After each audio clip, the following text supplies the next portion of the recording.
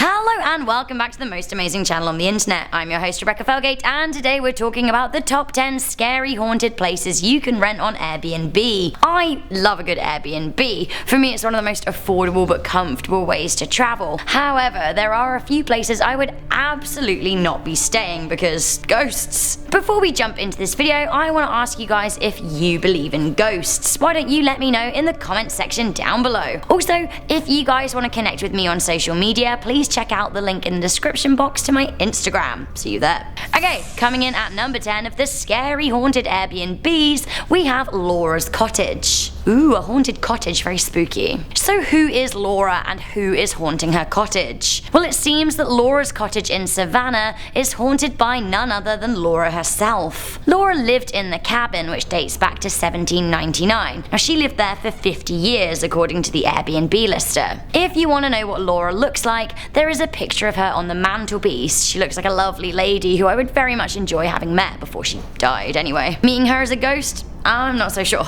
It seems that guests at the cabin have come across Laura a number of times. One guest wrote that Laura visited on 3 occasions. They said that Laura made herself known to us on 3 visits. The first was by opening a downstairs window from the bottom up on one chilly morning. The window was locked. Soon after, she flickered the lights over the dining table and the bulbs were in nice and tight. They then said, on the coldest night of the year, you could smell wood smouldering like a campfire after water had been poured on it. It was on and off, but so strong that we checked the cottage. Laura was telling us that we should keep warm. They said that they never saw or heard her, but they knew that she was there. For me, it sounds like Laura's very much a friendly ghost. Coming in at number 9, we have the Parks-Bowman Mansion. I would love to go to New Orleans, and so I wouldn't even mind staying in this haunted mansion because I'd get to be there. That being said, it does freak me out. This is a 130-year-old mansion called the Parks-Bowman Mansion. Ghosts are one thing, but little girl ghosts are the scariest. The owner of this otherwise lovely-looking property, filmmaker Adrian Parks-Bowman, says that the ghost is friendly if a little shy. The listing reads that she's a young girl in a yellow dress from the 1890s. The girl is thought to be one of the beloved 7 daughters from the home's 19th century owners. The ghost seems to exclusively haunt one bedroom. One guest said that they heard tiny footsteps dancing around the bed one evening. They said it sounded like a young person who had on a long skirt. They said they could hear what sounded like taffeta rustling on the ground. The ghost is benevolent, it seems. Adrian said that one guest experienced someone giving him mouth to mouth after a bad dream.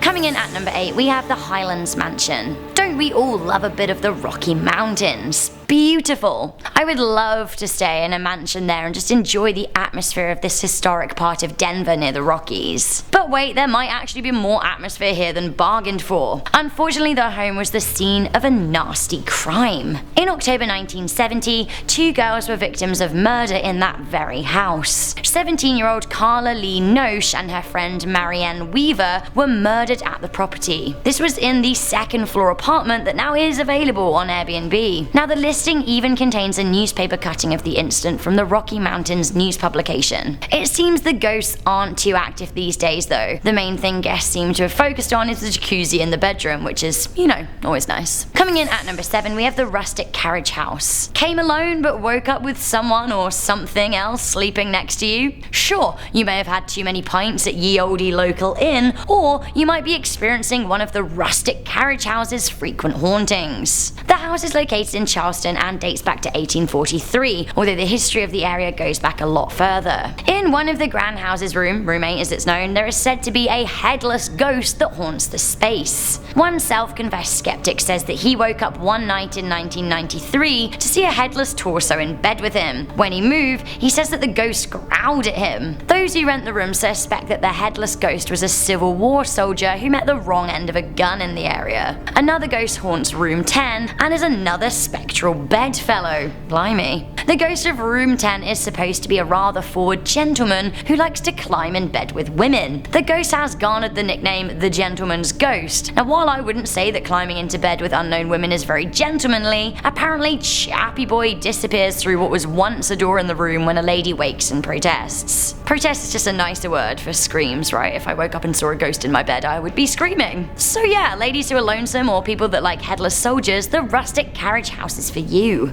Coming in at number 6, we have Captain Grant's home. I love a good captain. So for around $180 a night, you can stay in ye olde building dating back to 1754. Captain Grant's is located in the historic area of the Connecticut Mystic Coast and Country. Of course, a building that is that old is bound to have seen some action over its years. Apparently, the Adelaide room is the most haunted. A review of the property said that the historic inn is also home to a sweet black cat called Molly that keeps the spirits happy when no one's staying there. Is it the house that's haunted, or are the spirits drifting in from 2 nearby cemeteries? Who knows? One guest even wrote that they put out children's toys in their room for the children ghosts to play with. That's very thoughtful, but also very, very creepy. Coming into number 5, we have the Talliston Estate. Okay, this room could not look any more haunted if it tried. The listing says that the room is decorated in Scottish Art Nouveau style and recreates in nightmarish detail the bedchamber of a 7-year-old Edwardian child. The listing says it comes complete with books, toys, and ephemera. There's even a crucifix above the bed, which really freaks me out. Why? Why? It may boast the looks, but does this room come packing the spirit? And the answer is maybe. The room certainly looks like the spookiest around, but it may not actually be boasting a ghost. The home is an ex-council house in Dunmount, Essex, and has been renovated to astonishing detail. The bedroom matches a Scottish Edwardian dining hall downstairs, but the home also has a Cambodian treehouse room, a Moorish bedroom, a 1915s New Orleans kitchen, and much more. It certainly looks spooky, and with the amount of money homeowner John has spent on transforming the property, I can only imagine he could manufacture a simulated ghost to add a bit of an atmosphere. Okay, so this is my favourite on the list, and I'd love to stay here. We have the Terlingua Ghost Town. I love the look of this property. For me, this would feel like sleeping on a film set, but actually, it is the ruin of a genuine ghost town. That's even cooler, but kinda scary. The ghost town of Terlingua is an old mining district in Texas on the border between the USA and Mexico. The house is a stacked limestone cabin, and the porch offers incredible views of mountains and the Badlands. The property is very remote and doesn't have any internet, which makes it even scarier for the modern day traveller. There are for sure going to be some ghosts of old miners clanging around the abandoned mines at night, peeping in windows trying to get home. I think it would be incredible to spend the night here, but you would need your wits about you for sure. Okay, I don't like the sound of this name at all. Coming into number 3, we have the Madness Chamber. We have a lot of ghosts knocking around the British Isles, especially in places like York, a walled city in the north of England that dates back to ancient Roman times. That city has seen it all and was instrumental throughout the Tudor era. This property dates back 600 years to a more bloodthirsty era and has a room called the Madness Chamber. Would you want to stay in the Madness Chamber? I'm really not sure that I would. The owners say that they've had people walk into their property, which costs £120 a night, and they've straight up said they don't like the energy and they've turned around and left. According to news coverage, the property is the most haunted in the UK. There's even a beware of the ghost sign above the fireplace, as well as a legit ghost detector in the building. Apparently the ghost of the Madness Chamber has long dark hair and wears a cap. He also seems to like peering over shoulders. I have to say though, the creepiest thing for me about the Madness Chamber is the taxidermy bats. Like, keep those away from me please. We have some good old fashioned heartbreak at number 2. This is Castello del Pazzo. This incredible 8-bedroom property comes with a pretty hefty price tag. For over $4,000 a night, guests can stay in the Italian Castello perched on a hill. The property is romantically gothic, the kind of place you can imagine Dracula drawing you into his thrall and biting you. The ghost that stalks the beautiful grounds is called the Lady in Waiting and is indeed said to have been broken-hearted.